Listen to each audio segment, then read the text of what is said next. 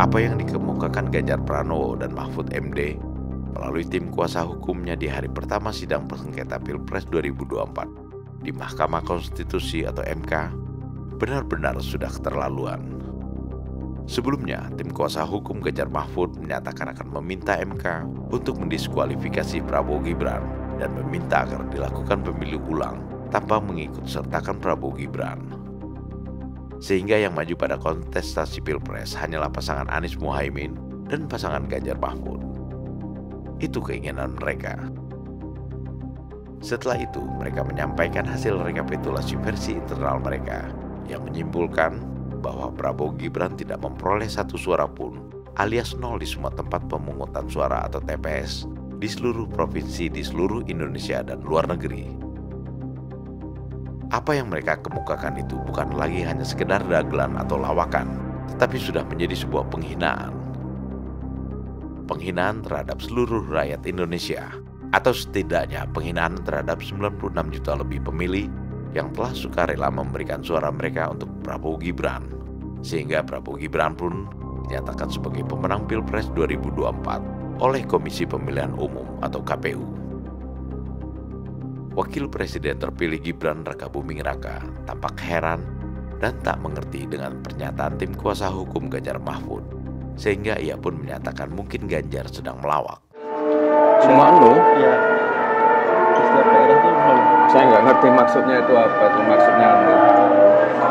Mungkin Pak Ganjar ngelawak kali ya. Tampaknya tidak hanya Gibran yang heran dan tidak mengerti dengan gugatan Ganjar Mahfud, tetapi seluruh rakyat Indonesia, karena semua yang mereka kemukakan sudah berada di luar nalar dan logika masyarakat pada umumnya.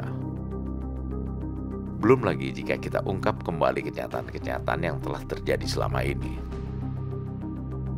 Pertama, jika mereka tidak menginginkan Prabowo Gibran ikut pemilihan presiden, seharusnya mereka kemukakan hal itu pada saat pendaftaran seluruh pasangan Capres-Cawapres di KPU.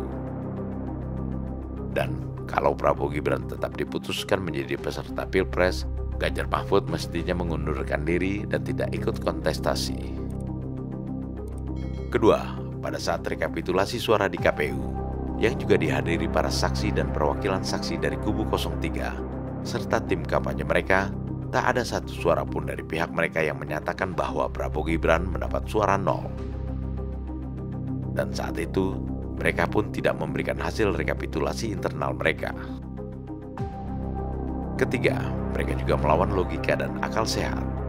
Karena berdasarkan logika dan akal sehat, sangatlah mustahil Prabowo Gibran sama sekali tidak memperoleh suara di seluruh Indonesia dan luar negeri. Apalagi tingkat partisipasi masyarakat dalam Pilpres 2024 tercatat paling tinggi dalam sejarah pemilu di Indonesia dengan jumlah pemilih terbesar di dunia. Bukankah ini sekali lagi melawan logika dan akal sehat serta membodohi masyarakat? Tetapi Ketua Tim Hukum Pembela Prabowo Gibran, Yusril Iza Mahendra yang sudah khatam dengan masalah hukum ketatanegaraan, tidak terpancing oleh silat lidah atau lawakan mereka. Yusril tetap tenang menanggapinya. Menurut Yusril, mereka boleh saja menyampaikan semua itu, kalau memang itu keyakinan mereka. Yang penting, mereka bisa membuktikan tuduhan-tuduhannya yang pastinya akan di-counter balik oleh tim hukum pembela Prabowo Gibran, karena Yusril dan kawan-kawannya pun sudah memiliki bukti-bukti sebaliknya yang bisa menyudutkan mereka. Secara teknis sebenarnya pemohon itu boleh mohon apa aja dan boleh mengemukakan apa saja di dalam permohonan, termasuk dalil-dalil yang menurut mereka benar. Tapi kan mereka harus membuktikan dalil yang mereka kemukakan. Kewajiban untuk membuktikan itu ada pada mereka, bukan ada pada kami, bukan ada pada KPU sebagai termohon. Jadi kalau ada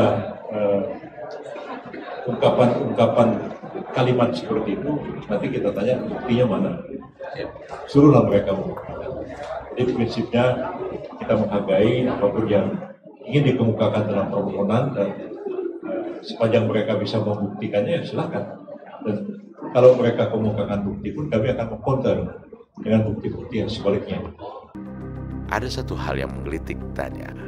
Apakah Ganjar Mahfud tidak sempat memikirkan masa depan rakyat dan bangsa Indonesia ke depan, sehingga mereka lebih suka membuat kegaduhan terus-menerus dan seakan ingin melihat bangsa ini porak-poranda?